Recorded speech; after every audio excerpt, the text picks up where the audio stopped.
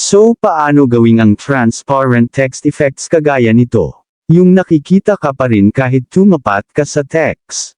Madali lang po itong gawin, sundan nyo lang po ang gagawin ko, at alam ko na kayang-kaya nyo rin itong gawin. So let's proceed.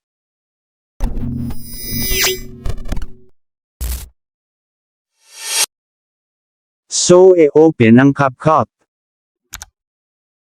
Then i-click ang New Project or New Video. E-select ang video clip. I-click ang HD then click Add.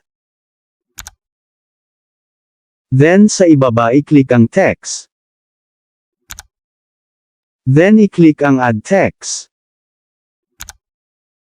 So ngayon ay i-type ang words na gusto nyo. So for example walking. Then pag okay na i-click ang font. Then pumili ng style ng text na gusto nyo. Then pag okay na ay i-click ang style. Then dito pumili ng kulay para sa inyong text. So sa akin ay okay na ang white. Kapag okay na ay i-click nyo naman ang stroke. Then pumili ng kulay so try natin ang orange. So kung okay na ay i-click nyo na ang check. Then i-adjust ang size ng text gamit ang daliri. Then ibaba lang natin ito ng kaunti. So pag okay na ay i-adjust nyo naman ito hanggang sa dulo ng video clip. So habang naka-highlights ang ating text, ay hanapin sa ibaba ang duplicate. Then i-click nyo ito.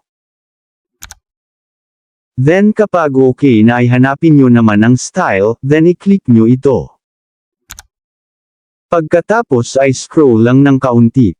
Then i-adjust ang opacity sa 10%. Then kapag okay na ay i-click nyo na ang check.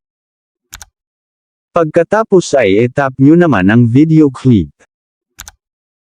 Then hanapin sa ibaba ang duplicate. Then i-click nyo ito. Ang sunod naman nating gawin ay i-tap ang duplicate ng video clip. Then hanapin nyo naman ang overlay then i-click nyo ito. Pagkatapos ay i-long press nyo ito. Then i-drag sa unahan,